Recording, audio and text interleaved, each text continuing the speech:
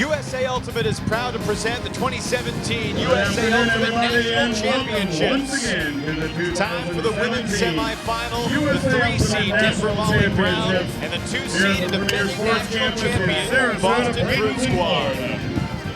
In the first women's semifinal, San Francisco Fury victorious over Ozone 15-5. So Fury is into the final game. Either Molly or Brute will join them with their performance over the next couple of hours. They'll have to deal with the wind. We don't. We're inside the press box. Megan Tormey and Evan Lepler, delighted to have you with us. The third year in a row, Brute and Molly Brown meet in the semifinals. I think the result could be different. The past 2 years, Brute, the two-time defending national champ. If there is a year, this is going to be the year. Molly has definitely developed the best program we've seen from them yet, both in terms of talent and then both in terms of staying mentally tough in hard games. But Brute Squad certainly no slouch. First year that they reached the championship final. I think this is certainly the most talented Denver Molly Brown team we have seen since they were founded in 2010. Back in the semis for the third straight year. They've added some high-profile pieces like Cassie Schaffner and Liza Minor and Manuela Cardenas. But the quarterback of this team remains Clare Chastain. She is an absolutely phenom of a player, and you will know that the minute she steps onto the field. She dictates the offense with her cuts, with her throws, and you can always count on her to make the diving catch in the end zone for the score. She's just a highly athletic player, full of energy, leads on the field with her great style of play. Very clutch, plays with a chip on her shoulder. Boston Brute Squad, not maybe the same team, maybe not the same firepower as the past couple of years, but they have some unheralded rookies who have really stepped up in this wind. Ariel Jackson, Mike Zalisk, retooling. They're still very talented, of course, the 2-seed overall. And Cami Groom may be playing the best ultimate of her life. She is an incredibly quick and athletic player. It's going to be a very tough assignment, whoever marks up against her. She's versatile as a player as well, so anywhere she is on the field, she is a threat that Molly Brown has to bear in mind. She's also led Brute Squad Ds throughout the weekend here in Sarasota. Denver Molly Brown, Boston Brute Squad, only one can face Fury tomorrow. Stay with us for the women's semifinal.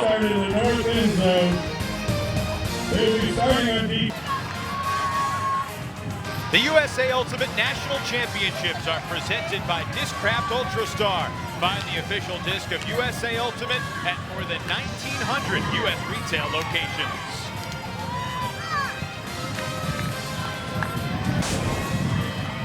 In these breezy conditions in Sarasota, Denver Molly Brown will start Minor, Slattery, Paisley, Lori Applegate, Chastain, and Sarah Pesch, formerly of CLX in the mixed division. Head coach Joe Durst trying to continue what they have been building toward over the past couple of years. And Boston will start on defense. You see the reigning Callahan Award winner, Angela Zhu. Juliana Werfele, her college teammate at Dartmouth, will initiate the play. Moments away, high 80s. It is hot, and the wind has really picked up over the course of the past couple of hours. Megan, this might be the windiest it's been yet in the tournament, which began on Thursday morning. And that's saying something, because we certainly have experienced some windy conditions up until this point.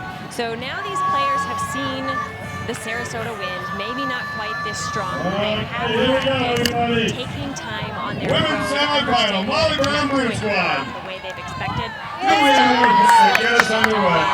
Can come as a shock. Molly Brown begins with Paige Applegate. This is Lisa Pitcaithley. Dina Slattery.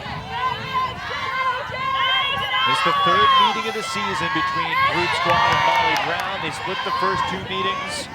Molly Brown won 17-15 at the U.S. Open. Brute Squad bounced back 15-12 on Sunday at the Pro Championships.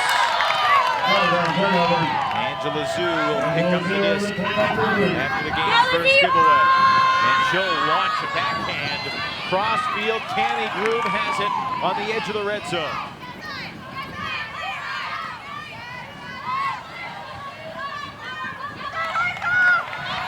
The strength of this Brute Squad team is its D-line, led by Candy Groom, who offers an uncharacteristic turnover on the game's first point. Followed by that uncharacteristic Best came back to pick up from Molly Brown. Give them the possession. It seems like this was a game. Revolver battling it out over Raleigh Ring of Fire is starting to cross over to this game as well. Some of the top stars making surprising mistakes. Lizzie Laurie ahead for Pitt Caithley, marked by Cassie Wong. Lots of intriguing matchups in this game. Wong and Sadler just switched. Caitlin Lee on the mark there. Angela Zoo with some pressure. The laser beam into Chastain could not be handled. Molly Brown turnover. Angela Zoo there in the lead. Both of these teams have the throwers to combat this win. That's not the question. A pick call. Hey, you got this, Brute Squad!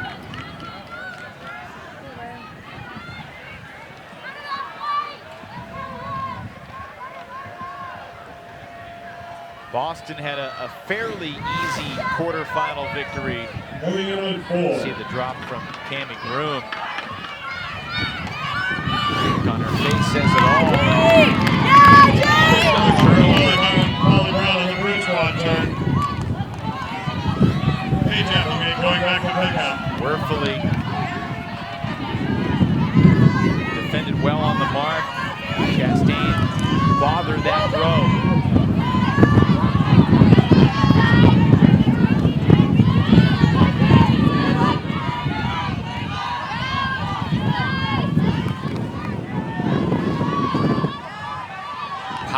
Fake from Applegate. And Laurie had it and lost it. Groom nearby, no call. No, Zoo wanted to let it rip. Instead, the reset to Wong. Sadler juggles and catches. To the end zone, too tall. Intended for Chelsea Murphy. This goes back to Molly. Brute Squad turn. I think it might be fair to predict before the first point is even scored that this game might not make it to 15. Too many shots like that already intended for a very wide open receiver that are either released errantly or the wind takes it away. Does your strategy change if you're anticipating not having many points in the game? I don't think it should, because at any time, play could change. There's the 7th turnover of this opening point. A Molly Brown offensive point. Boston with its 4th chance to break.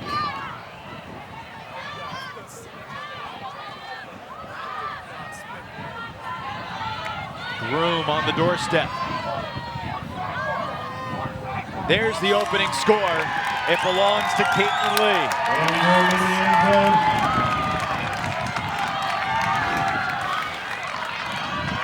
Right here we see the turnover from Molly Brown.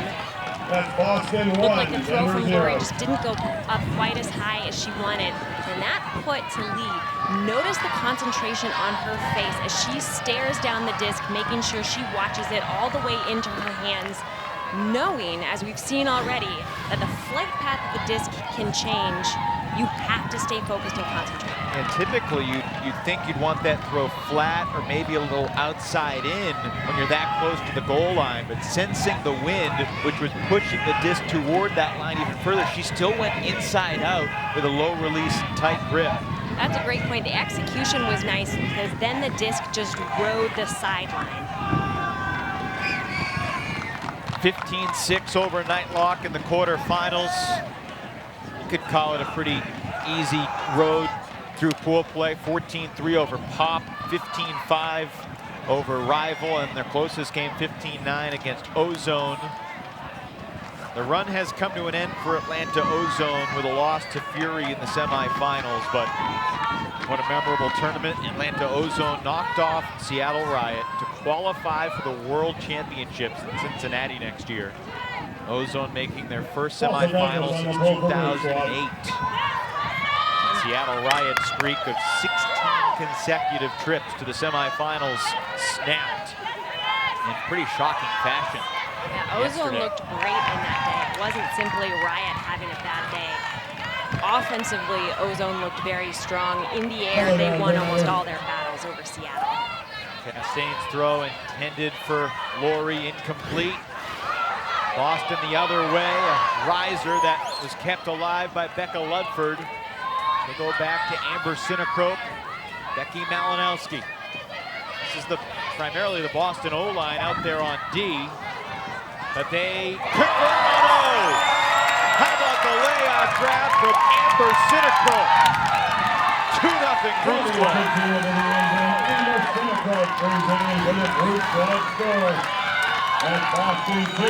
Clutch play from Sinekrope. See Malinowski throwing a few fakes to try and move her defender. Nice put, but Sinekrope seals the deal by laying out for that grab. Claudia Tajima pumped up in the near ground as Sinekrope bailed her out on the throw that, when she released it, looked like it may be a little too far, but Sinekrope, the incredible veteran in her 12th year on Brute Squad, makes the grab.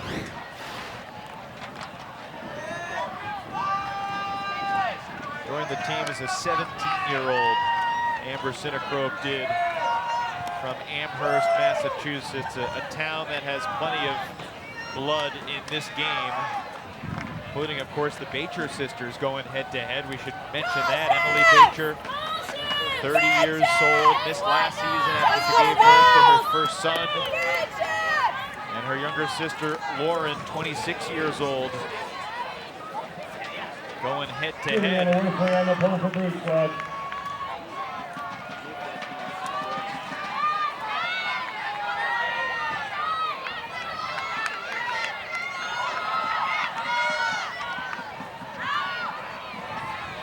Grab by Tina Slattery. She was out last year with an injury. She's got that throw, but she does not put the right touch on it this time. There's a dangerous territory here right now for Molly Brown, Megan. It sure is. I think they're a team that does well when the chips are down, but they certainly don't want to dig themselves into a deep hole this early in the game. Oh no, Angela Zhu's shot was tipped by a couple Molly players and caught on the deflection by Groom, who then fired a long, dropped it on the bid in the end zone. Lucky break for Molly Brown. Moments after Brute got the lucky break when Groom caught the deflection. Good put out to space from Cami Groom, but Wong unable to hold on to it means that Molly Brown has a chance until it's easily intercepted again by Murphy. Groom swing, plenty of touch. Not a throw Cami Groom might have had a couple of years ago. He's really worked on it. Tremendous handler defense from Applegate, but they still sneak it through to Sadler. And now Groom again, very involved. Wong sure-handed this time, and back to Groom. Foot on the goal line. They need at least one more. There's Werfeli. And Molly finds themselves in a 3-point deficit to start the game. But take a look again and see how Cami Groom really took over offensively on this point, helping Brute Squad march the disc down the line.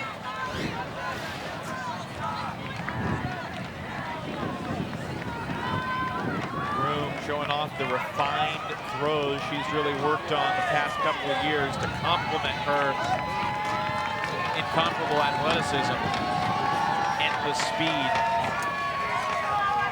Cami Groom almost every other this point. Notice how she puts that up to Wong and immediately cuts end zone, almost making it in. Then remains chilly on the end zone line, waiting for one of her teammates to get open under some really good pressure from Molly Brown. Good matchup, Slattery and Groom, teammates on the USA women's team that won gold in London 2016. Molly gained groom speed as a throw and goer in that matchup. That can be very difficult to guard. Oftentimes as a defender, that's the split second you have to lose your person. So if you're not paying attention and your person is prepared for that, you can really get roasted.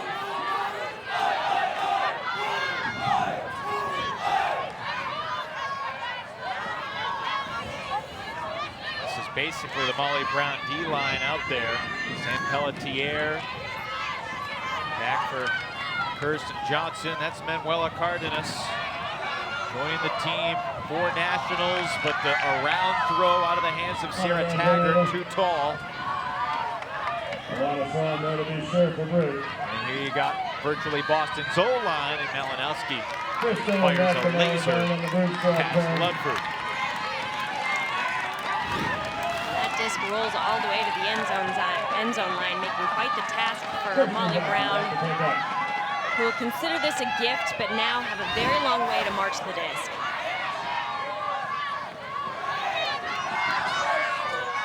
Cardenas, marked by Leanne Hoffman. These two went head-to-head in the World Games in Poland this past July. Cardenas fires cross field, incomplete. Molly Brown lets another fantastic opportunity sail by.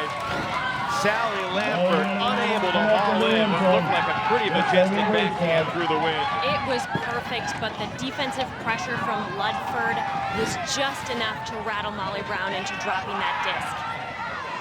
An example where Ludford may not get credit for the block, but her presence very valuable. And now Brute Squad just marching it down that far sideline.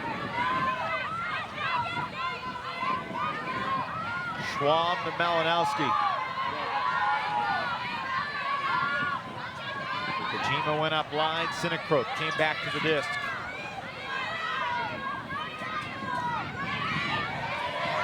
Malinowski shakes free to the end zone. Ludford! You can call that a bookend for Becca Ludford, why not? And Brute Squad in control up 4-zip. We certainly will. Really disciplined spacing downfield. The cutters in the stack letting Malinowski get the disc.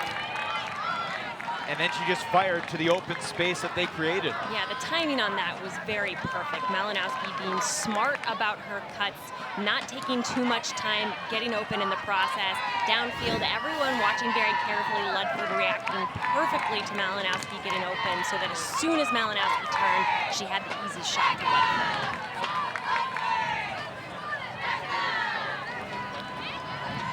And now Molly Brown finds themselves in very dangerous territory. Yeah, Eagles, I have to ask you, put yourself in Joe Durst's shoes right now. What is the calming message? Or do you not deliver a calming message? Do you deliver a fiery message? What is required here? I think a calming message is perfect for this particular team. The individual players are good at amping themselves up energy-wise. I think he would be wise to remind the players, look, we have faced tougher odds than this and have come out victorious. There's something about this particular group of players that faces adversity really, really well and allows the talent of individuals to shine when it's needed. And right now, it is definitely needed. You saw on the line, Pesh and Lori trying to keep things loose. But another first throw turnover. Pesh and Chastain unable to connect on the short lefty flick. Let's go, Molly!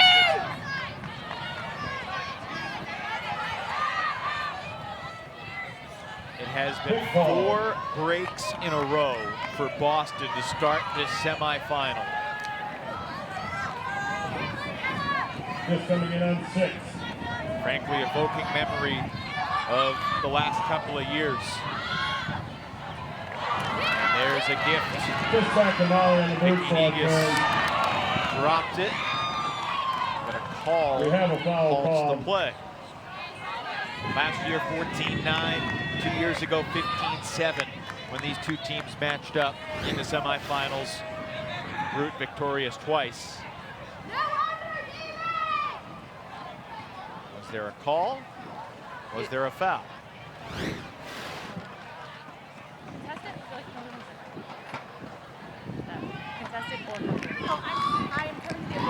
Okay.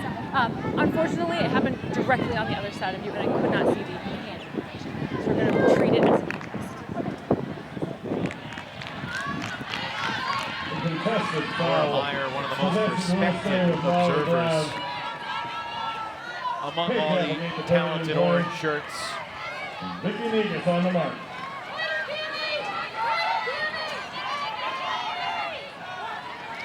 Applegate, power position on the catch, gets it to Chastain. Clare start to put her fingerprints on this game. That's what Molly Brown needs.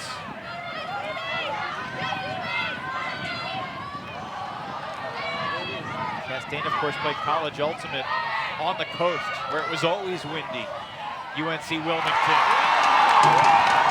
An emphatic spike from Clare Chastain as Denver Molly Brown gets on the board. Chastain and Piquet have been so well together this entire season. It is not at all surprising to see that the two of them had to take over offensively to get something on the board for Molly Brown. You see them get the disc just outside the end zone. Piquet waiting so patiently for something to open up, and she looks to Chastain, who they know each other so well, they can immediately go into this give-go and have it be successful.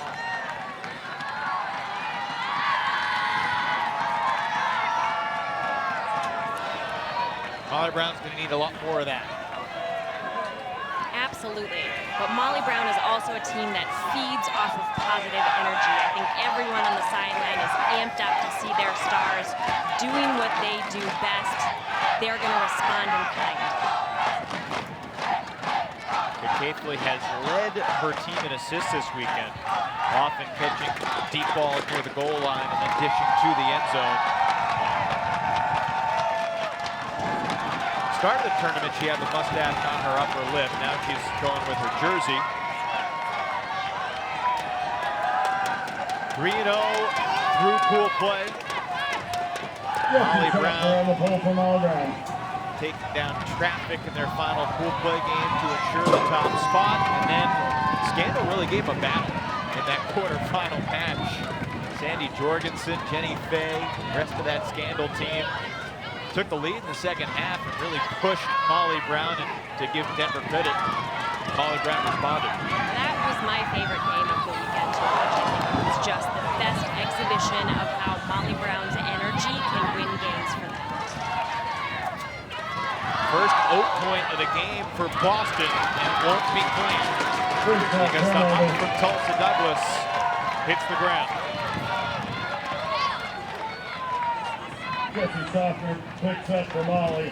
Jesse Schaffner with the disc. The author of one of the plays of the tournament. And her low throw there does not connect. A layup D on Sandy Jorgensen in a critical moment in the quarterfinal. The play that everyone was talking about yesterday here at Florida. It was nothing short of spectacular, and there she was, staying close to see if she couldn't help deflect that goal. Tajima could not connect with Sinacro. Here's Johnson, gets it to the middle of the field. Pelletier to Cardenas. Haven't been too many issues in terms of having Manuela Cardenas fit in. Joe Durst said that he was going to try and keep her role simple simply because it's always risky adding someone so late in the season. But she's really stepped up and become something of a central handler for them, weaving in seamlessly and very nicely. You know what? Leanne Hoffman deserves the credit for that D because her handler defense on Cardenas prevented the easy reset and forced the look downfield. Taggart's throw incomplete. And that was definitely the matchup I was hoping for Cardenas. I had the pleasure of playing with Leanne on Nemesis for a year, and she just dazzles with her defensive prowess. It's only gotten better since she learned from you in 12th. I'll rub it in. Nice post B there. Coming off her defender to make the play. Clare McKeever, or Cutter, I should say. Third turn of the point for Brute Squad.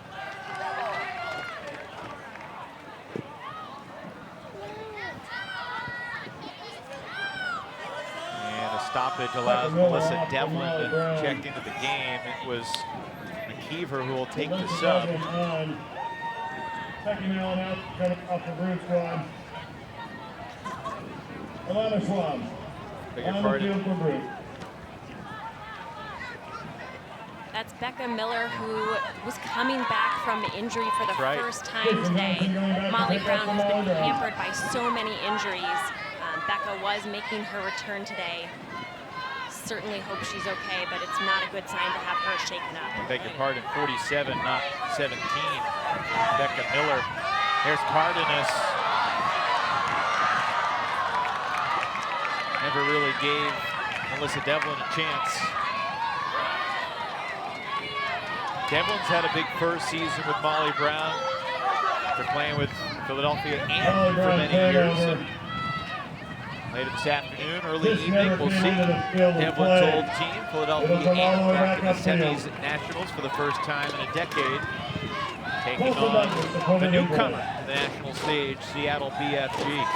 It's the acronym Bowl with AMP and BFG.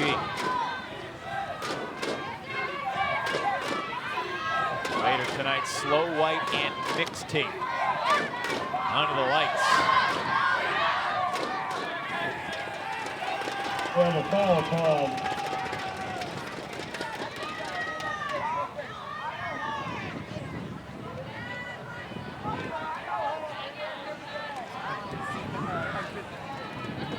Uncontested foul committed by the offense. Okay. Uncontested foul committed by the offense. Uncontested foul. Offensive foul. Uncontested. The disc will go to 6. Kim Culpin keeps the disc. University of Michigan alum throws it up, and it's caught just shy of the goal line by Tulsa Douglas. And she'll pick up the assist to Hoffman. Tulsa Douglas, 5'9", used her long arms to keep that disc alive.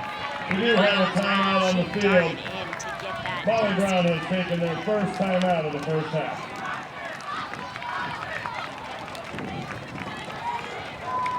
Victoria Elmore thought she was there for the D. Man, Hoffman so hard to guard in those small spaces. Tulsa Douglas has had something of a breakout season. The Amherst native, currently one of the leaders at St. Olaf College, a small school in Minnesota. Chatting with Ari Jackson after their successful run through pool play. He said Tulsa Douglas was gigantic for them with her throws in this win. And now with her catches. That's fair to say as well.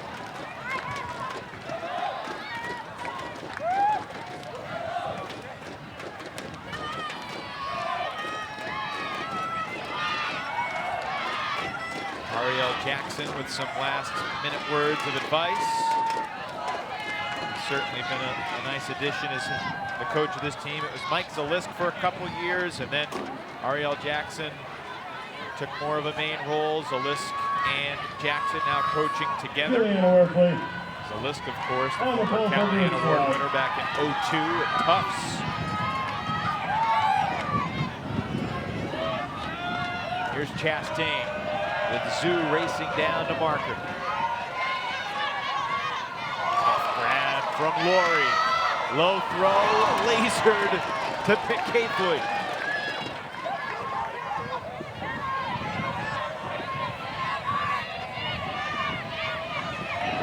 Chastain. Lisa P. back to Clare. The disc rose at the last moment. And Chastain got a hand on it, but could not stop the rotation. Looking for a repeat of the offense that scored them their last goal. How about the layup? Pick block from Pick Capely to regain possession.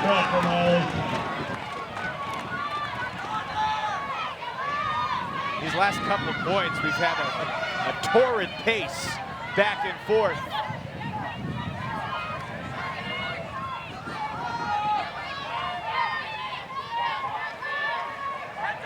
Chastain looking for an angle. This is Liza Minor. And her throw snapped by Sam Pelletier. Liza Minor to the end zone for Clare Chastain, and Molly Brown score. Molly Brown starting to get its mojo back just a little bit. There's Cahapley's fantastic defensive grab that enables them to get back on the doorstep. Some great pressure from Brute Squad. Saw Emily Bacher at the front of the end zone, shutting down Lori. Ultimately pushing Molly Brown over to the sideline. And Applegate coming in with a strike cut that leaves her open just enough for the score. Obviously, Paige Applegate making the grab. Former University, Colorado State product. And Minor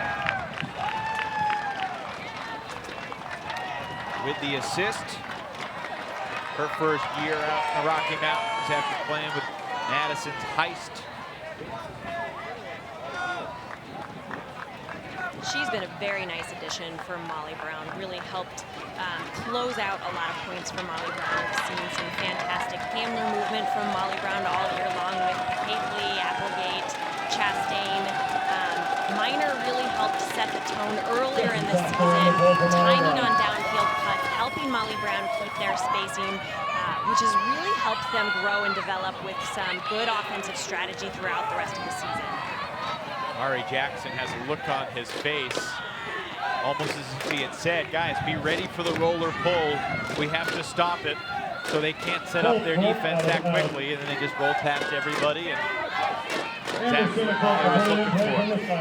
This is a D that Molly Brown threw on Brute Squad several times at the US Open, and every time it completely shut Brute Squad down.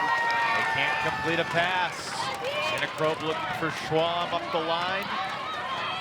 Schwam touched it, so it's going to come in right there instead of near midfield.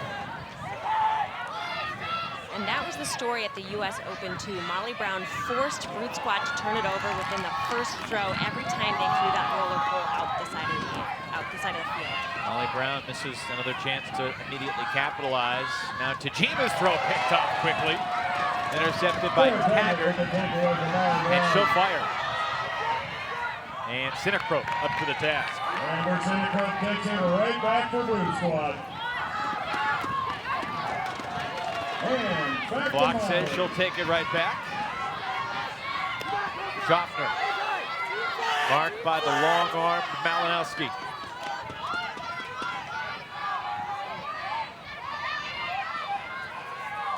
Swinging it. Johnson, end zone, tipped away. Leanne Hoffman knocked it away from two Molly Brown players in pursuit. Neither Ives or Cardenas could get there. At this coming out just a little loftier than anticipated. Ultimately enabling Hoffman to make that play. Schwab wide open, going deep, and she'll run it down. Impressive closing speed from Schaffner, but she just had too much ground to make up. And the high release backhand from Hoffman, cool as the other side of the pillow. Alana Schwab makes it 6-2 on the dish from Leanne Hoffman. What a beautiful put. You noticed how she kept that close to her body and put just the right amount of inside out to ensure that that disc flew straight. So many times we've seen long puts go errant because there's not enough spin, not the right angle on the disc. Tajima has made the appropriate adjustment. That looks like there was no wind affecting it whatsoever. Schwam quick to run it down, and then great awareness for her to stay active downfield, ultimately shaking free of Schaffner and getting the... Anna Schwab with the score, and Hoffman the D and the dime for Boston.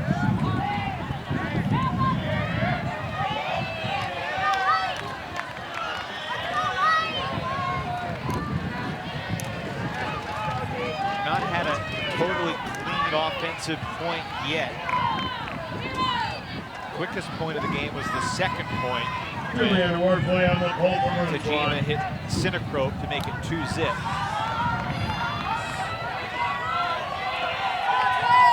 That was a great layout grab from Amber.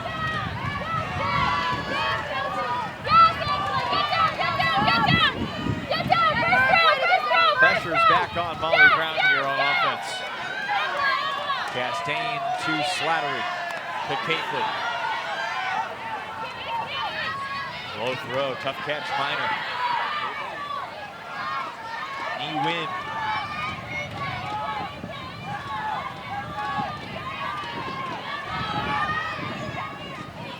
Laser handled by Chastain. Tough grab. And the impact. Leaving Sarah Pesh a little woozy. Sarah Pesh with the catch. She's taking that shotgun off the field. Not shocking. Clare It was nice around the foot, but just a little too far. Pesh laying out to keep it aligned, but look how the impact gave her whiplash. Hurts to watch. Lauren Bacher now with the disc, replacing her, and the throw fluttered out of the hands of Applegate on the catch. Angela Zhu just watching. That disc floats past the layout of Applegate. Applegate learns well. I guess they have a rule. When Cami Group's going deep, you throw. It's a good rule. And you're confident you can get this back as they do on another floaty throw that's knocked away.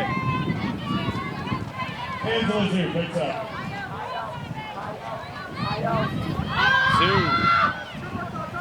Not going to work. First one, turnover.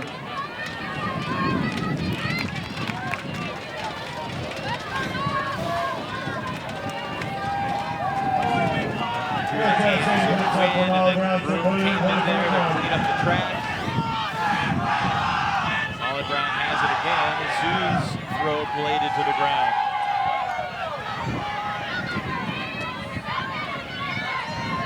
Bacher, who replaced Pesh after the tough grab that she made. Minor back to Bacher. Quick call.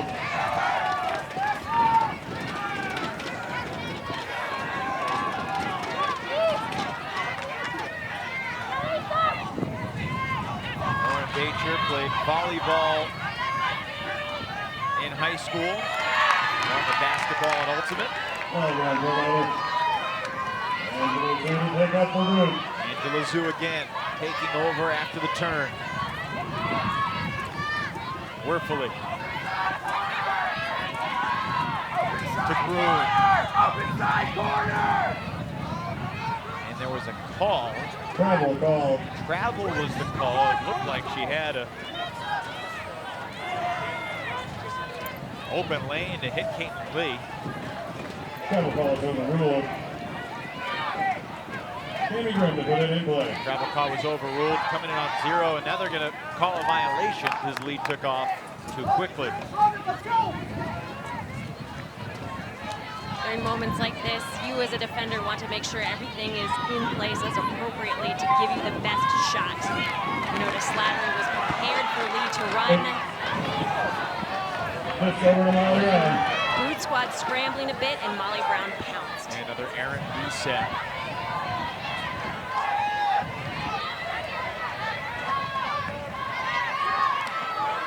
Applegate, quick pivot to Pitcaidley. Lisa Pitcaidley battling for the right to face her old team tomorrow. San Francisco Fury awaits the winner. Lisa P broke into the women's division great things in the mixed division with the Polar Bears. His throw, not nearly enough shape on it, goes way out of Clare Chastain's reach.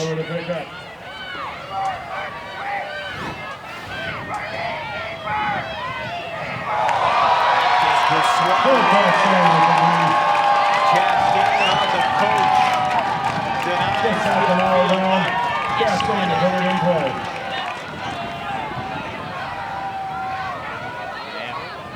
5 yards shy of the goal line. Chastain taps it in. Appleby.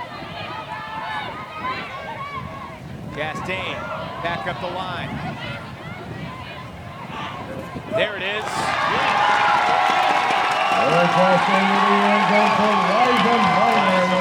Punctuates the point. Boston 6, number 3. Clare Chastain, look at that. She was so prepared for that toss. As soon as she saw Zeus starting to wind up, she jumped into space. And then offensively, you sure can say that Molly Brown has some adjustments to make. But what's working well for them today is this small ball give-go. It's really leaving Brute Squad reeling in terms of stopping. As good as Brute Squad defense is, I'm not sure who's the best matchup for Clare Chastain, or Lisa Casey for that matter. That's a good point. Ariel Jackson seemed pretty confident in his team's ability to shut her down. I asked who he was going to put on Clare. He was pretty vague and said he was going to change it up a little bit. You know, to me that says there isn't one obvious answer. You're going to try out a few things to see whose performance moves her the most. The game is stabilized despite the turnovers. We had 4 straight breaks. Now we've had 5 consecutive holds.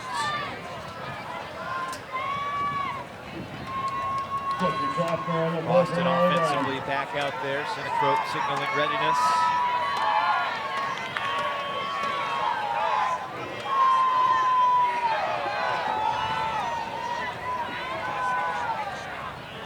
Solid pull from Schaffner, and it's Douglas.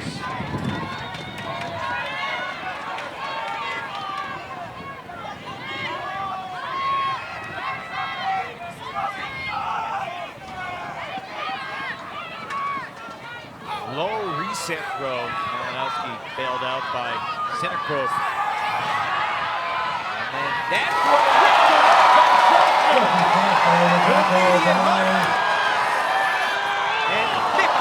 Cannot run it down. Jesse Schaffner to the summit for the D. That is becoming just classic Schaffner. Yesterday, when she edged out Sandy Jorgensen, it certainly wasn't a matter of height when someone 5'1" went up against a woman who was 5'9". It was a matter of will. And that's something that Jessie Schaffner brings to this Molly Brown team. Ultimately, her throw to Mickle taken away by the wind, but now they're given another opportunity very close to their end zone. Haggard comes up with a D. She'll have the disc in the red zone. Molly Brown with its first break of the day. Tiger to the end zone for Jessie Schaffner and the Molly Brown show. At Boston 6, Denver 4. Look at Schaffner juking around to get free of her defender. She puts a lot of energy into her fake. I would not relish the task of guarding her, not in a million years. Really put Jennifer Golden in the popcorn popper, back and forth until she just exploded up the line. Okay, here we go.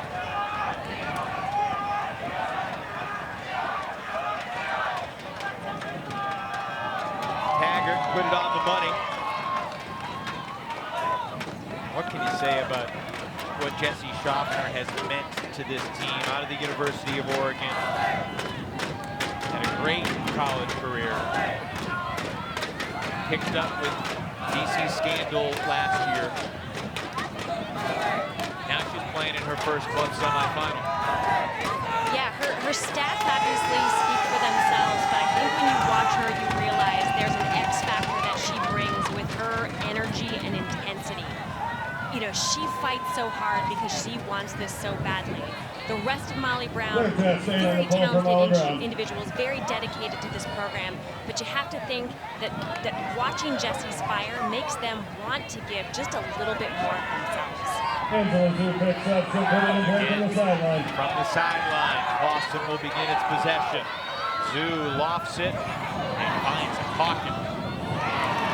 Sadler's throw could not keep going. Chastain to pick up. Another opportunity for Molly Brown to carve further into this deficit.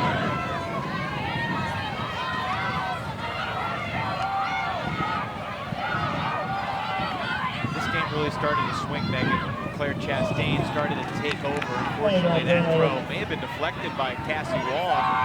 Open side! Too low for Devlin to handle.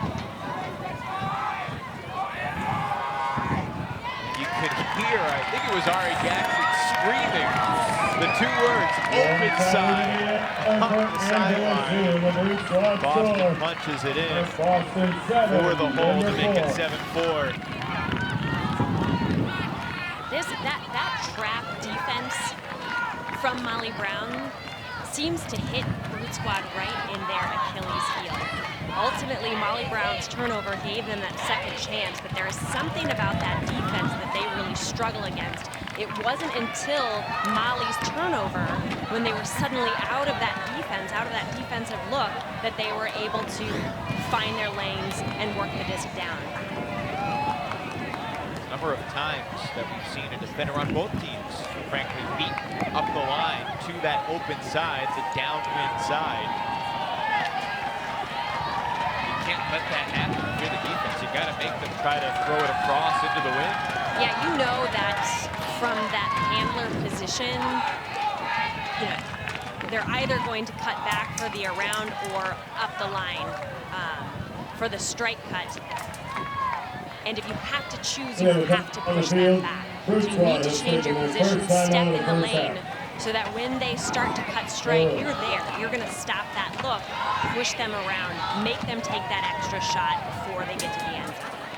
Boston Brute Squad really hasn't had an incredibly close match yet throughout the tournament. 15-9 obviously being the closest. Comfortable win in the quarterfinals. I believe it was Boston that took the time out here, trying to build up some energy. Wasn't the smoothest regular season for Boston Brute Squad, though. They won the Pro Elite Challenge, got off to the good start, but then just did not play well in the U.S. Open. Were left out of the semifinals of that tournament, replaced largely by the women from Medellin, Colombia, who were just stunning in their performance, both against Seattle Riot and then against Denver Molly Brown. Of course, Riot closed the season with a victory at home in Seattle, but for the first time since the year 2000, Seattle Riot not in the semifinals, upended stunning fashion yesterday by Atlanta Ozone. The women of Lady Godiva can top the champagne courts. Their streak of 18 consecutive semifinals from 1987 to 2004 will stand. At least until perhaps Fury makes a run. Fury, I believe, is it 13 in a row now, something like that? Let the champagne pour for a couple more years. But it really was shocking to see Riot go down in such fashion, especially because at Pro Championships, they looked very dominant. They played this Brute Squad team. Their defense was unparalleled, really made Brute Squad look almost childish in the way they struggled to get off a set of consecutive tosses, win on 0. Brute shows his own look here, and Chastain and Applegate could not complete the short pass. Chance for Boston to break back and take it to half. Allie Heath floats it for Emily Bacher. The swing. This is Vicky Negus. Back to Bacher. The older of the two Patriot sisters. Cross field, catch by Negus. Have an injury on the play. Chastain appears to be okay.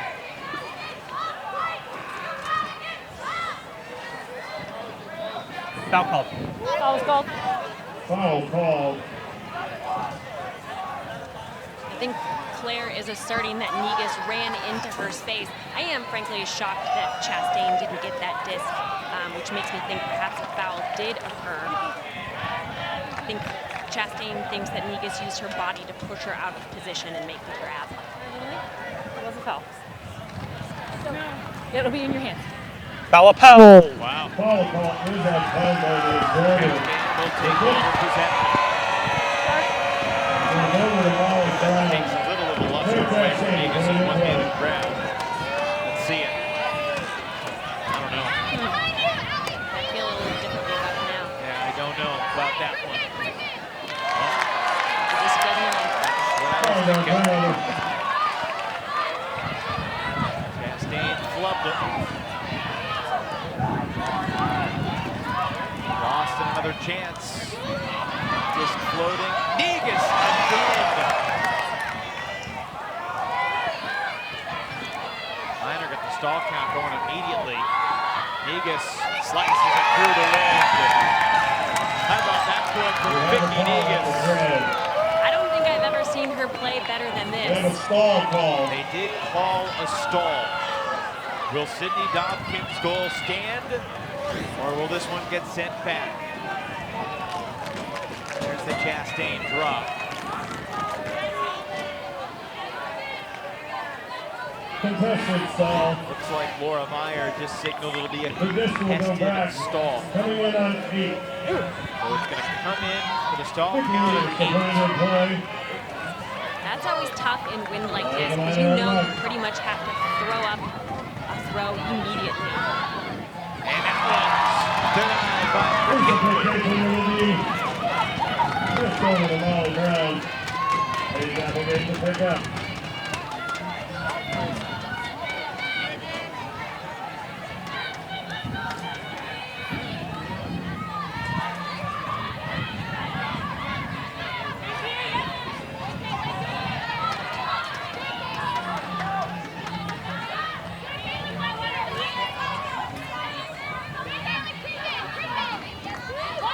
I wonder, can Molly Brown work at the full 70 against the Boston zone?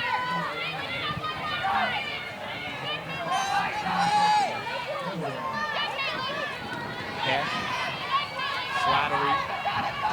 Got the throwers to do it. They do have the throwers, but they also have the wind, which is exactly the game plan that Root Squad has in mind. Molly Brown hasn't been connecting as well on their longer flips, with the exception of that beauty to Caithley. Caithley to Miner. Cross field. Got it! From Eyes Miner. on Miner to the end zone for Lizzie Glory and the Molly Brown score. That's a great field awareness, knowing that Lori's coming up the sideline. I thought they were We've seen more of that Molly Brown give though that's been troubling Root Squad. What a huge swing. Looked like it was going to be 8-4 into the half. With Root Squad receiving to start the second. And this is an example of the Molly Brown mental game that has just shined the entire season. They can be down 4 breaks in the semifinals at Nationals, and yet they are still able to reel it in and pull out an impressive performance. Yes, there are still mistakes. Yes, there are things to tweak and adjust. But Molly Brown is unafraid, and they are not letting their history with Root Squad impact the way they are handling the game in front Molly of them. Brown has it back. Taking their first time out of the first half. 2 red zone turnovers for Brute Squad on that last point. Molly Brown's pool with Heist, Schwa, and Traffic. They were obviously superior to their foes in pool play, and then Scandal gave them a battle. But Jesse Schaffner, Lisa McCaithley, Clare Chastain, they Manuela Cardenas as well made big plays down the stretch in that one. Yeah, I am still impressed with how she's worked her way into this this Root squad. Excuse me, this Molly Brown squad. And the interesting thing is, I presumed that Molly Brown reached out to her, but she reached out to them after playing against them in the U.S. Open and expressed interest. Coach Durst says normally they don't allow late season additions for players who will probably not be a part of the program in the future. She said Cardenas does not have plans to move to Colorado in the near future, but being hampered by so many injuries this season, the universe took away so many players, but gave them a pretty spectacular one in Manuel Cardenas. And I got a lot of respect for Joe Durst, I do. You would be a fool not to take Manuela Cardenas on your team.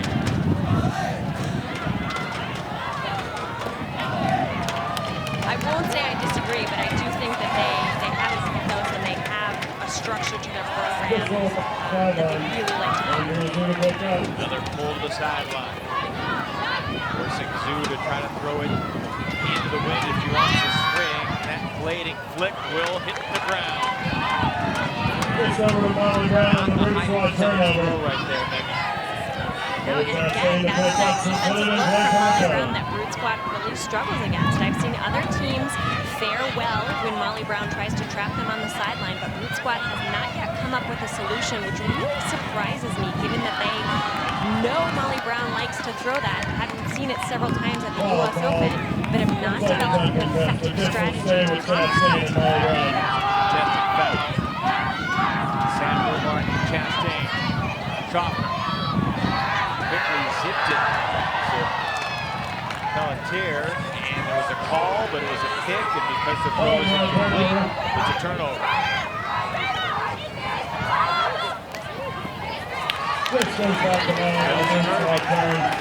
Murphy could not make the flat catch.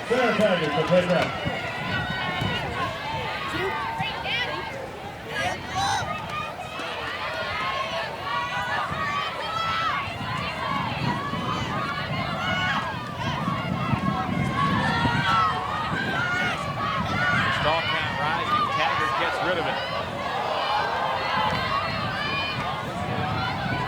Sally Lambert, the Root squad. Veteran from Concord, Massachusetts. Taggart signaling to her team to bring it in a little bit. It does look like downfield they're stretching just a little too far in this wind. They know they're not going to be able to put up a high percentage. I think they can make just a little bit of adjustments to where the downfielders are positioning themselves to get their offense moving a little more effectively. We've got ourselves a timeout. A 7-5 game. Molly Brown looking to get another break back.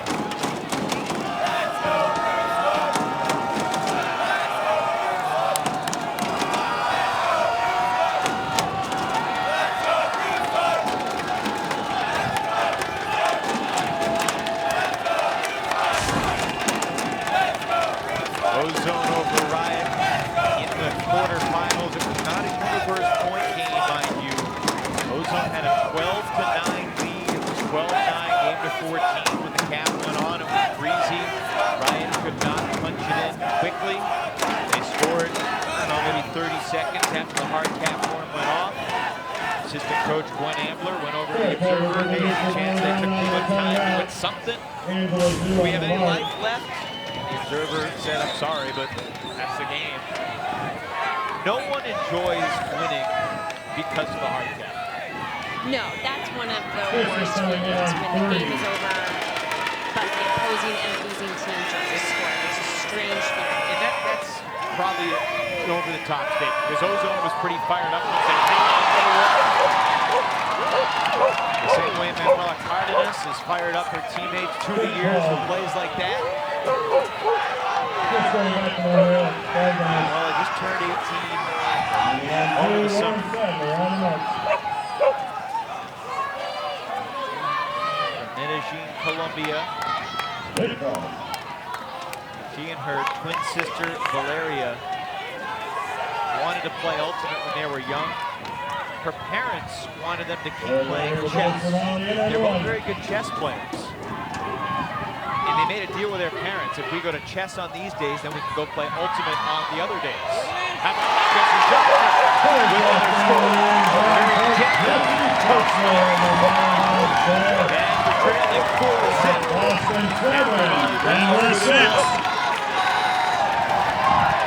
Here's the catch from Manuela Martinez to keep this possession alive. That says something, being able to hold on to the disc under that kind of pressure.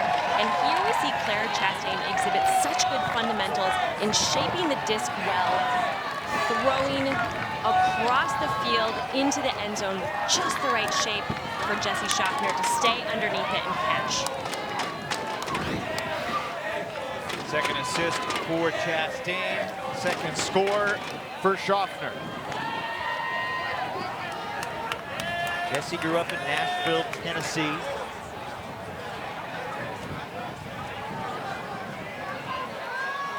Clare Chastain, of course, a lacrosse player. She was a goalie for her high school lacrosse team. Didn't think she would play a sport in college because, in her words, she said, I didn't think I would find the love of a team or a sport like I had for my high school lacrosse team. She was wrong. She found it. Won the National Player of the Year award in 2013. Yeah, she certainly did, and it has been really fun to watch her career. She's just such a spectacular athlete, spectacular Frisbee player. It's fun to see how she's changed as an individual and then how she's been able to help lead this Molly Brown program to the greatness we've come to expect from her. 6-3 is the Molly Brown run. Still trailing by a couple of breaks. A chance for Brute Squad to punch it in and then receive to start the second half. Malinowski directing traffic to Tulsa Douglas. And there was a pick away from the play.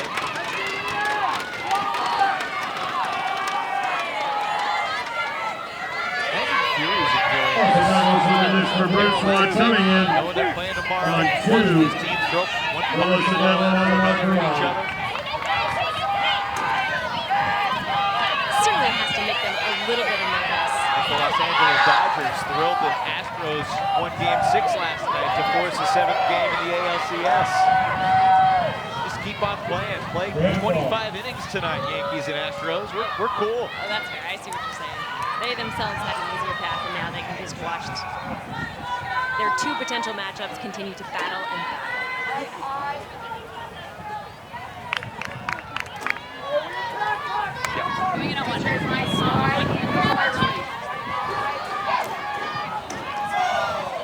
Demon's throw blocked by Sinacro. Malinowski. Nope, not gonna work. A little too cheeky. And here's the Dangerous in still conditions. Not a good idea on a day like today. Kirsten Johnson's D gives Molly Brown a chance to march the full 70 and tie this thing up.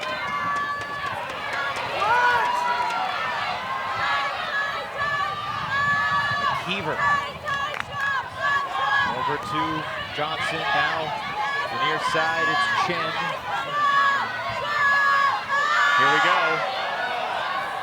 Not enough there, easily picked off by Hoffman. Leon Hoffman to try to take over the point. They're going to send it to her. Hoffman runs it down as if there were any doubt. Malinowski for the goal to take it. Alana Schwab and the Brute Squad score. That's halftime here in this women's semifinal. Boston Brute Squad 8, Denver Molly Brown 6. Healthy lead. Take 10, everybody. Looks like we got a couple of quick announcements. Don't go too fast. That's a nice put from Hoffman, who has more than just steps in hardiness. drops into the end zone to try and stop, Cardenas I'm talking about, drops into the end zone to try and stop the easy score. But ultimately, Molly Brown chasing, both physically and literally, that point.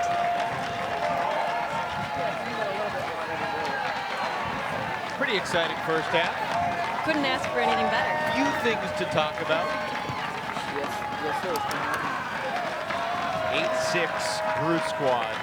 I mean, the fact that Boston's looking for a three-peat feels like it's almost been lost in the shuffle with the shock with Seattle Riot and Boston's subpar by their standards regular season. The energy of Schaffner and Cardenas and what they've brought to Molly Brown, and oh yeah, the two-time defending champs. Oh, they lost Leila Tunnell. They've lost a couple. They're still really darn good. That's a very fair point. We haven't talked about that storyline very much, and I think a lot of players on Brute Squad recognize that, but have just been trying to exhibit hard work and determination. They don't think it's unfair. They don't let it get to them. All season they've been focused very much internally, and I think that's being exhibited right now by them overcoming the difficulty they've experienced in the regular season to bring together ultimately what we're seeing on the field right now. Second-year head coach Joe Durst of Denver Molly Brown, always energized. We get to chat with him right now. Coach, appreciate you running across to chat with us for a moment. Your thoughts on what you just watched? An exciting 14 points of offense. Yeah, right. We put on a good show for you. What was the main points of conversation when you fell behind 4-0? Standing united, standing with Japan.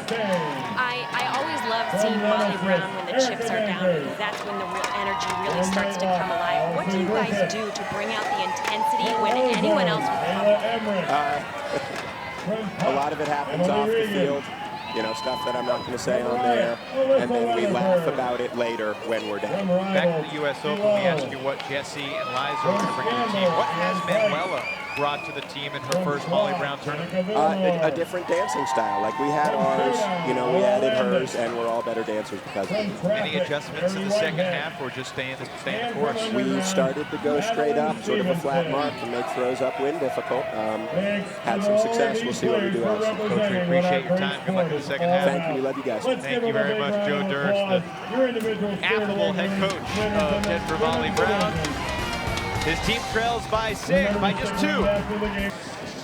Boston and Denver, the 2 and 3 seeds respectively, battling for the right to face the 4 seed San Francisco Fury in tomorrow's championship game. The 1 seed, of course, Seattle Riot knocked off in the quarters shockingly yesterday.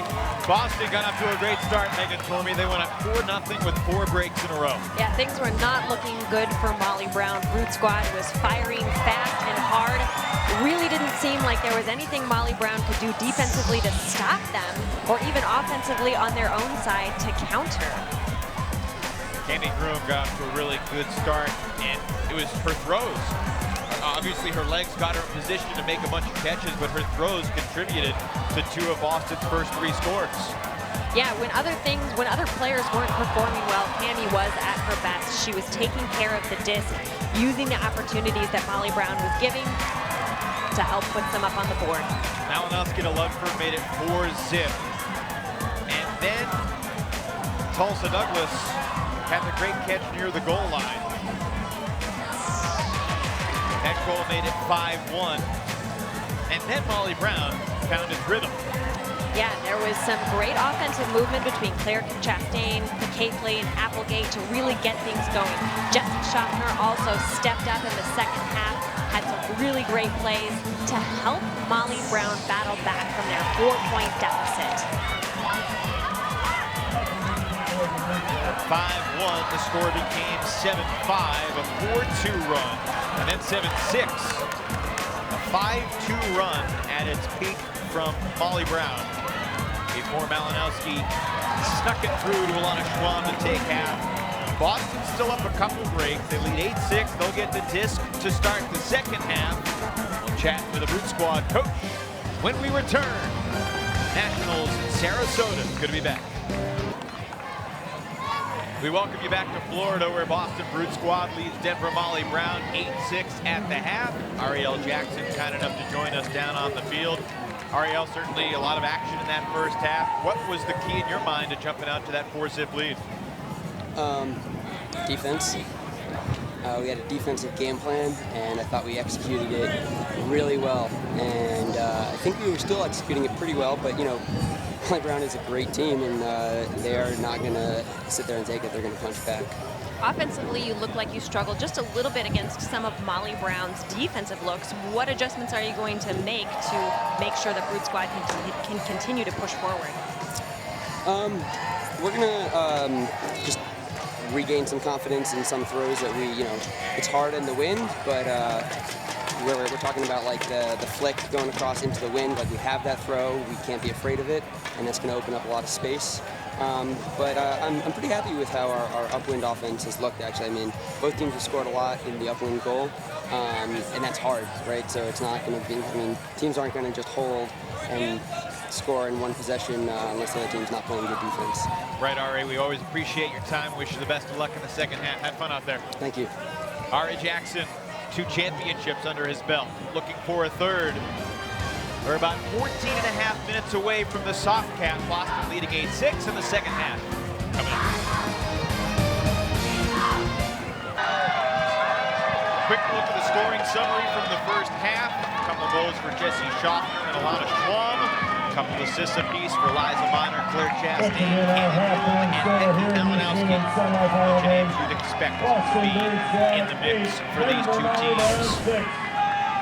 Clare Chastain. Clare Chastain out there for the deep point. Wouldn't be surprised if she plays a bunch of deep points here in the second half. Yeah, they're going to need everything she's got to close the gap and surge ahead.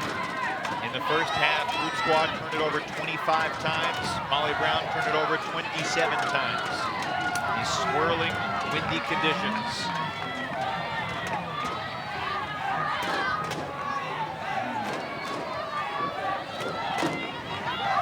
Douglas breaks the mark to Sinacro. Megan, continue to be impressed with Brute Squad's downfield spacing. Yeah, they have remained very disciplined, which says a lot in wind conditions like this, and against an opponent like Molly Brown, who has given them fits before. For the first time today, we have a turnover-free point in this women's semifinal, and Brute Squad marches it down the field with authority. Tajima, the goal up the line, 9-6. Like you said, good offensive spacing from Brute Squad the whole way. That throw goes up. Tajima at this point had been back behind the handler line, pushed herself down into the downfield space in order to make that upfield cut.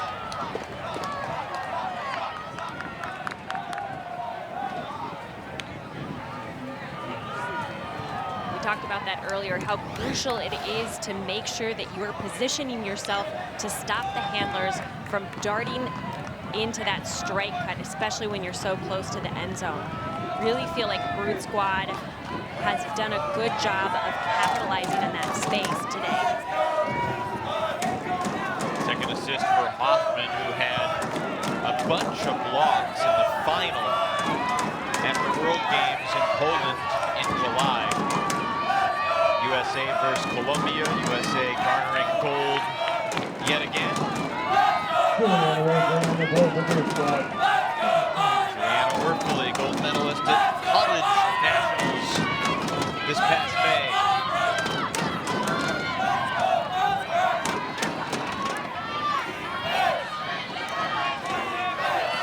Nice throw from Slatter, slicing it through to Applegate. Interesting. And they start Chastain downfield. Savage chasing her. Sarah Penn needs some option, and Tammy Groom wasn't the right choice. Sue looking for Groom, not enough air on that upwind cross-field shot. The wind going from the far side of the field to the near side of the field. Tough throw. I feel like Sue has had a little bit of difficulty with her long shots today.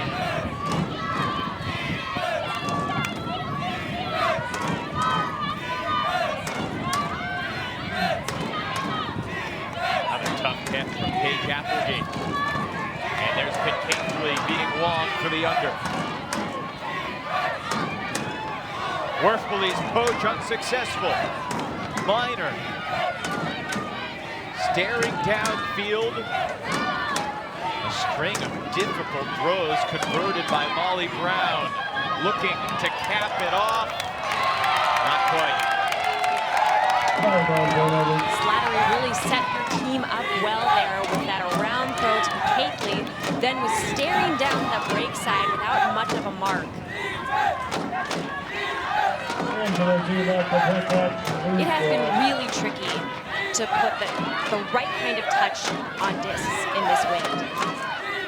To put the kind of shape necessary to ensure that it sails high enough and long enough for your receiver to make the right play.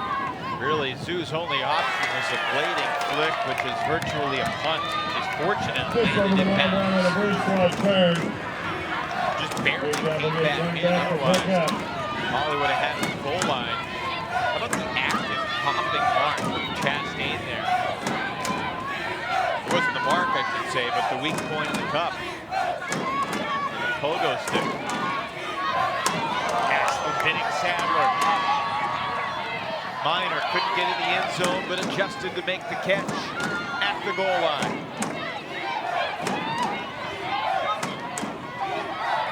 Great goal line defense from Boston. Championship defense from Brute Squad. Couldn't have said it better myself. Did not leave Minor with any options besides that high-risk toss to Chastain, who she thought was cutting in, but instead it was a Brute Squad defender. Again, they trust Zoo to launch it, and they trust Pat to take care of it. Just over to Molly Brown. Molly Brown has been putting on good defensive pressure this point. But the same can be said about the opposing team. It is really tricky to get the disc moving and continue that movement all the way down the field. We're seeing both teams exhibit their offensive weakness. Brute Squad having difficulty getting their long game going, and Molly Brown really struggling with consistent short ball game. Shy of the end zone again. But there's the opening. Minor to Lurie. And finally, Molly Brown pays it off. That's a hold to make it 9-7. Denver 7. It's funny, how many times have we seen, in this game in particular, a puck just shy of the goal line? And usually these teams are full of studs that in those tight spaces they can find the right space for an easy score. Not in these conditions against this defense. Right, there are so many shots that we expect these teams to make that are being taken away by the wind. Players that we are not accustomed to doing just that in these clutch places. Into double digits in goals for the weekend for Lizzie Laurie. Imagine her brothers are in the stands rooting her on. Ben and Will playing with Denver's Johnny Bravo. Really electric atmosphere. Crowd has grown as the day has progressed. The other fields have wrapped up. A pair of mixed semifinals scheduled to start about 2 hours from now. And in BFG. And then Slow White and Mixtape. While neither Sockeye or Riot made it to the semis, it's possible we could have an all-Seattle final in the mixed division. Of course, Philly and Boston might have something to say about that.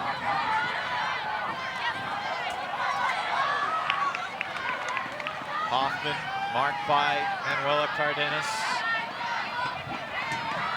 High throw from Leanne, tipped away, incomplete. Credit McKeever with the D, unless there was a call. Take a look. These cross-field throws have been ripe for defensive picks like that.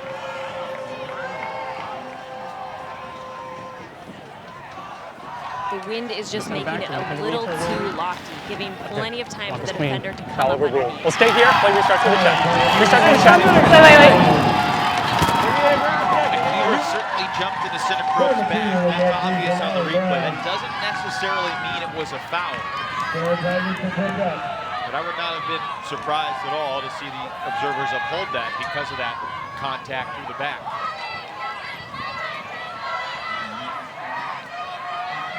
Harden is so agile with her pivots.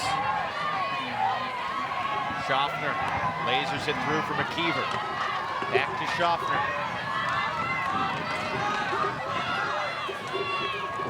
Nice job by Molly Brown toward the line.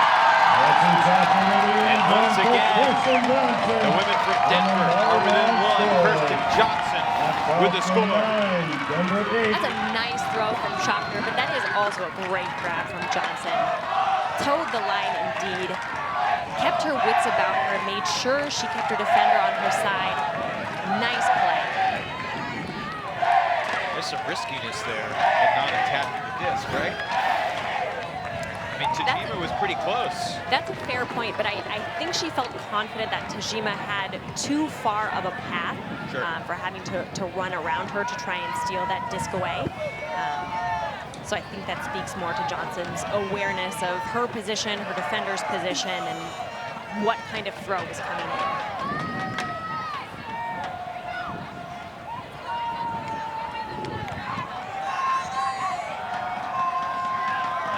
Field, you have Jessie Schaffner trying to get Molly Brown back into it. On the field beyond the bleachers, you have Jessie's brother Markham competing with DC Truck Stop.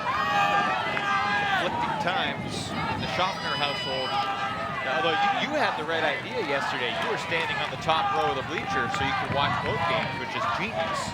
Why, thank you. It's a term used frequently when talking about me, but that, I feel, has been the one benefit to Nationals growing the way that they have. They've been starting to find stadiums for the finals to be played in. That's the best way to watch Ultimate from a slightly higher vantage point. It's really helpful when another very interesting game is going on the field, just on the other side of the bleachers. You get to the top and see everything.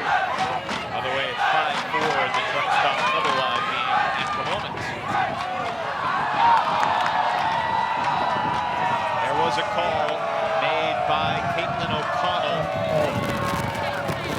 saying she was hit on the wrist.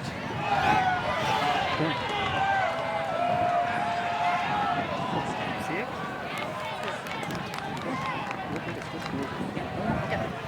You want to send it back? Do you want to come to me for one? Do you want to send it back? Do you want to come to me?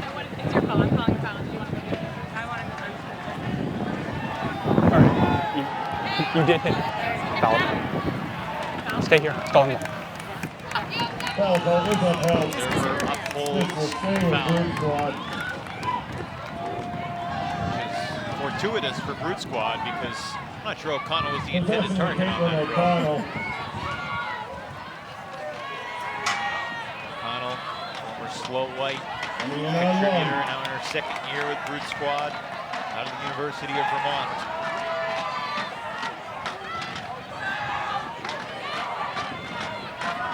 Back to Groom. Timeout. Danny Groom with the disc for Brute Squad. Still take a timeout. That's Brute's first timeout of the second half. While we have a moment, I haven't really gotten a chance to ask you about the Riot Ozone game, which I know you watched a good bit of. What was your reaction to it? What impressed you the most about it? What stood out to you about it? What stood out to me was how well Ozone was conducting their offense in the wind. They were really cognizant of how it affected throws and were reacting well, not just in the way they put touch on the disc, but also in the way they reacted to when the disc floated up.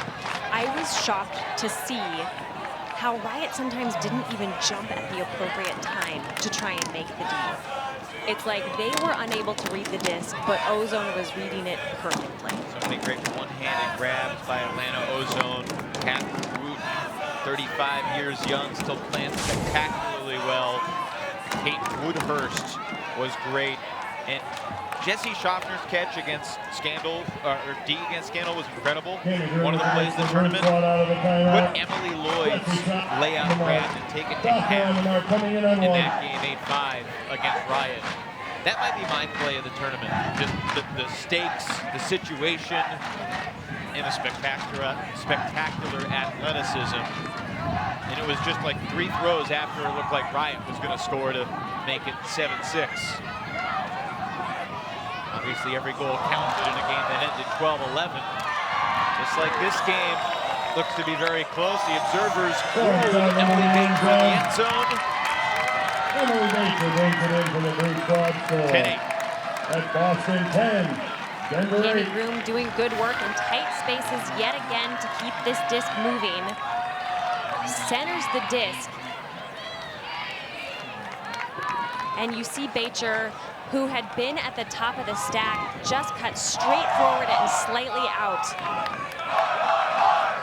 to make sure she kept 1 foot in the end zone and kept herself away from her defender. Horn just sounded, which means the soft cap will go on after this next point. Bacher scored with about 25 seconds to go on the soft cap. So Sadler with the assist, Bacher the score. Despite a couple of close calls, another turnover-free point for Brute Squad.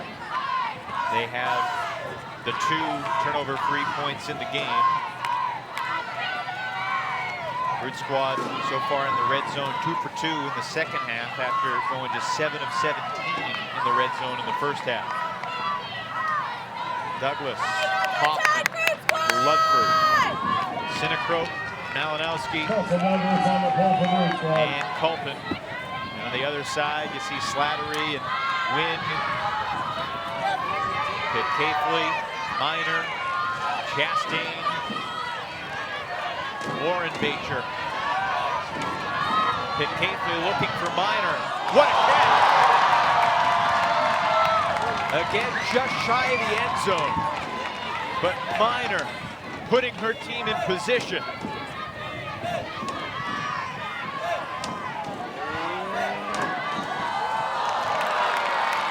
Cheeky throw, looked good. Slattery's calling a foul on Tajima. I think Slattery is saying that Tajima hit her back as she was trying to make that catch. Casey's great shot downfield. Started to trail off a little bit at the end. Thankfully, Liza Minor was the receiver. What a great grab. Now the more pressing issue is this play. And was that a foul on Tajima? The time of the throw. It appears they're just going to contest it and send it back. Nothing in the rules that say the players have to go to the observers. Six. Players both saying let's send it back. It'll come in on 6. Quick reset. Applegate. She'll get the assist. Knee win with attitude. Making it 10-9. And the Molly Brown score. You have to credit the Brute Squad for their defensive pressure outside the end zone. Molly Brown left with a ton of choices. That's a nice straight throw from Applegate. After quite some time from Chastain, staring at not much. There's the first turnover free point of the game for Molly Brown. And we've got 10-9, game to 12. Boston receiving in the driver's seat, but Molly Brown has outdone its performance from the past couple of years. Not that that was the standard. They certainly hope better than that. 14-9 last year, 15-7 in 2015. And Molly Brown's first 2 appearances ever in the semifinals at Nationals. They made Nationals their first season, 2010, finished 9th. Bumped their performance up to 7th place in 2011, and then 5th in 2012. They stumbled back to 11th in 2013. then didn't make quarters again in 2014. Broke through the quarters in 2015. And now they're clearly one of the top 4 women's club programs in the country.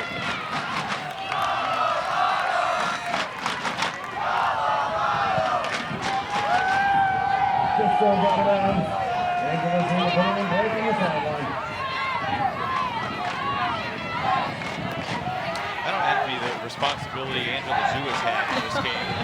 Here's Major launching, just floating it to the end zone, and Chastain eats it up.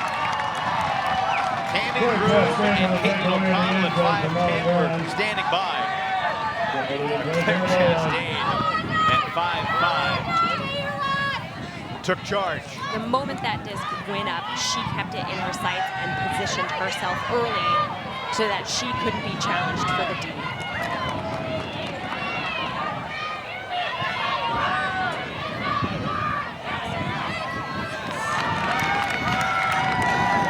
I was just about to say that Molly Brown has never been tied in this game, aside from 0-0, obviously. Had an opportunity with the disc, down by 1 here. Give it right back. Shot from Cardenas.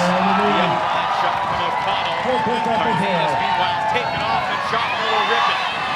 This one floats, and Manuela read it well, but the disc didn't hang long enough.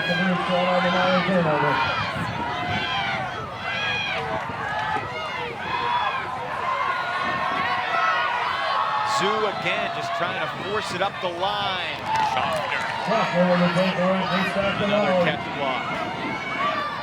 It's interesting, Megan. Boston's not even trying to swing it into the wind. They're just choosing to launch it downfield, up that windy sideline. It's not a bad decision because it gives them the opportunity to put defensive pressure on for a longer length of the field. And here we're seeing Molly Brown gain space by getting these throws toward the far sideline. Chastain will take the timeout. I think the other thing that has made it so difficult for Blue to work the sides of the field is the fact that Molly Brown switched to a slightly flatter line. And you notice that these throws across the field start to lift up, ultimately giving Molly Brown a chance to run up underneath and make it deep.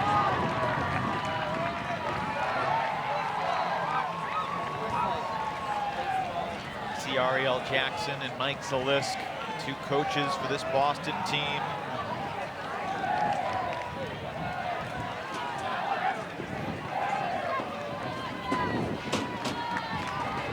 Ariel more of the X's and O's coach, whereas Mike Zalisk more of the mental skills focus. Both very important aspects of the game, as you know, in your time playing and coaching. There are a lot of variables to control within a single game and across an entire season. It's been interesting to watch both Molly Brown's program and Blue Squad's program because they've been challenged in different ways. Blue Squad came out with a product that they thought was really polished, didn't fare well at the US Open, and had to kind of go back to the drawing board. Molly Brown also had a tough US Open, but that's because they started with 17 players and went down to 13. Those kinds of injuries have been Molly Brown's cross to bear, but both have come through very strong, which is why we're seeing such a fascinating semifinal right now. It sure is fascinating. It was once a 4-0 game, and 5-1 and 6-2. Molly Brown got their first break to make it 6-4, and now we're tied at 10, and it's a game to 2. Molly Brown, a great comeback in the semifinals of nationals. Jessie Schaffner is nothing if she is not exciting. She practically did the splits to let off that inside-out forehand. Wow. Talk about threading the needle to Lambert. That shot from the end zone showed how little space there was. And that's not really a cut that you teach a young player. But you do what works in the semis at nationals. Right, and you do what you know Schaffner exhibited that really well at the US Open when she ripped that amazing backhand up across the entire stack to Pelletier, who had to toe the line to make the play. Schaffner is very good at assessing her teammates' skills and readiness, and will give them a challenge if she thinks they're up to it. All right, 10-10, game to 12. No hard count. 3 points left. At least, or at most.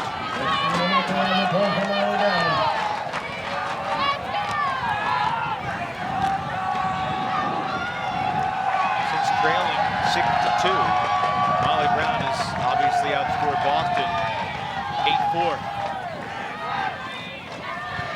Tajima for Malinowski. This is Boston's typical O-line.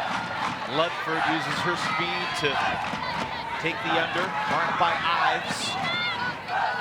And there's a call. Tajima playing out to keep possession alive.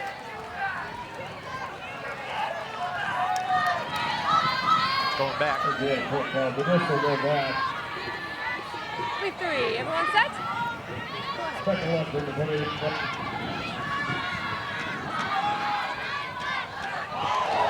Tough grab by Sinekrope with McKeever with her stride for stride. And Hoffman, foot on the goal line.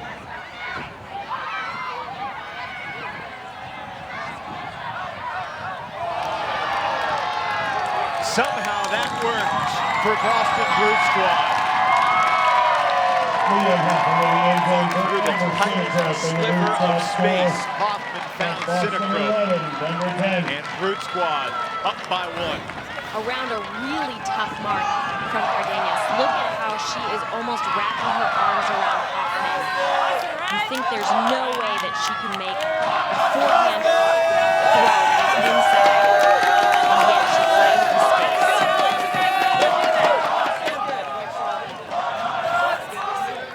Let's go,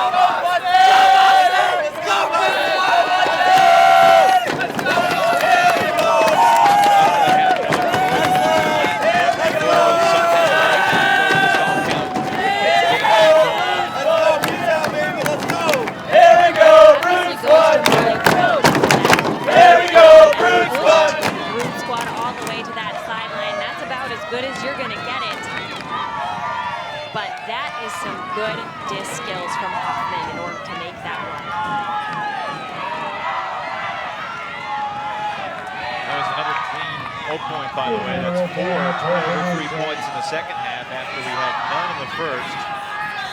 Brood Squad trying to break to win, otherwise we will go the distance. Soft cap went on at 10-9. Another big pull from Werfele.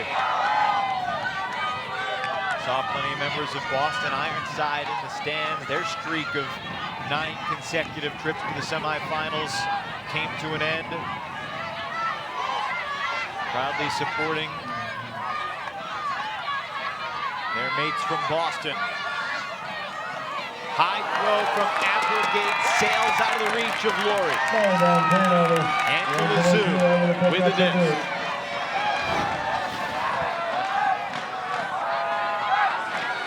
Angela Zhu launching to the end zone. It was hit by Miner and caught by Sadler. Brood Squad trying to get back to the finals for the 3rd year in a row.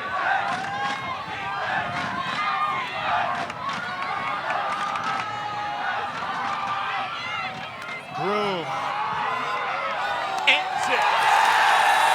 The dream ends for Molly Brown as Boston Brood Squad takes Denver down to the semis for the 3rd year in a row. Final here in this women's semi.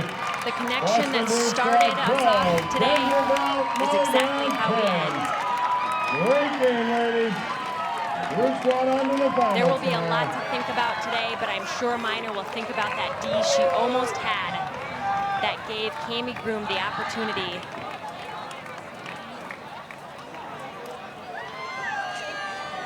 to make that final throw for Brute Squad, and history repeats itself. Sure does. Brute Squad back in the finals, although the last couple of years they played Seattle Riot. This year they'll get San Francisco Fury. The women's championship game is set. Boston and San Francisco tomorrow. 12-10 Boston over Denver today. We'll be back. The USA Ultimate National Championships are presented by Discraft Ultrastar. Find the official disc of USA Ultimate at more than 1,900 U.S. retail locations. Boston does it again over Denver Molly Brown in the semifinals, a 12-10, much closer than years past, but still a spectacularly exciting game. Boston's Cami Groom joins us down on the field. You guys have faced the same team in the semis for the third year in a row and the same result. What made this year so much more difficult against this fierce Denver squad? Well, you know, credit to Molly Brown all around. I mean, they've just gotten better year after year after year. We love playing them. They match our style so well. But when you play a team so many times and you are so comparable in physicality and playing style, you know, you just learn each other's strengths, you learn each other's weaknesses, and you have to continually adapt. So they are always pushing us. Every single game is close, every single point is close, every single catch is close. So they make us better as a team, and we really enjoy playing them. You built a very comfortable lead immediately at the start of this game, and then they started to battle back. What was the feeling amongst you and your teammates as Molly Brown started to surge back? You know, one of our mottos is gritty, not pretty. So every time that we're on the field, you know, whether we're up, whether we're down, we know that each point is going to, you know, we need to put everything we have out on the field. And we knew Molly Brown was going to shoot back and continue to shoot back the whole game. So, you know, we just were believing in each other and knew that we needed to take one point at a time and do whatever we could to put it in. You've obviously made your name with defense and athleticism, and you've led your team in assists this weekend. How do you go about working on your throws over the past couple of years to develop them to where they are now? Yeah, well, you know, I think it's being with such a great group of throwers has really made me a better thrower. You know, I throw with Leanne all the time, who's a phenomenal thrower. And, you know, all my teammates are such great throwers, and that pushes me to be a better thrower. And I think, you know, one thing the team needed me to do in recent years is to throw more and to be more of a distributor on offense. So that's what I'm just trying to do. I'm just trying to give it to my teammates and see what they can do with it. Throwing by osmosis. Cami, real quick, thoughts on facing Fury in the final tomorrow? We love playing Fury. What a classy team. It's a team that everybody just wants to root for. Congratulations, Amber. Except when you're playing them in the finals. Yes, exactly. You know, it'll be a reserve. We will be rooting for ourselves for sure. But yeah, we are just so excited to play them. I think it'll be a really high-level game. I think on both sides of the disc, we are just looking to match them and to have them match us and to push each other, and we'll see how it turns out. All part of the spirit of the game, right, Cami? Thanks so much for the time. Go back and enjoy it with your team. We'll see you tomorrow. All right, thank you so much, Evan. Cami Groom, victorious once again in the semifinals. And this sequence was just wild at the end. Lauren Sattler off the deflection, keeping it alive. Our Discraft play of the game that led to the game-winning score, with Groom connecting with Lee for the final time. They also did it the first time. Megan, real quick, your final thoughts on Brute Squad's third straight semifinal victory at Nationals. I think they came out ready to play. They punched hard very quickly, and it led to Molly Brown scrambling for the rest of the game. You think about how different this game would have been if Molly Brown had come out and fought hard, but right from the start. But Brute Squad was ready for the win, ready for the task at hand, and ultimately that led to their victory. Fury and Brute Squad tomorrow. They last played at the Pro Championships. Brute Squad won 15-13. They also won 13-8 back at the Pro Elite Challenge. But whole new story tomorrow. October in the wind in Nationals. You never ever know. 12-10 Boston over Molly Brown in the women's semifinal. For Megan Tormey, Evan Lepter saying so long from the Premier Sports Complex in Sarasota. Mixed semifinal action between AMP and BFG coming up at 5:30. Mixtape and Slow White after that as Nationals continue from Florida.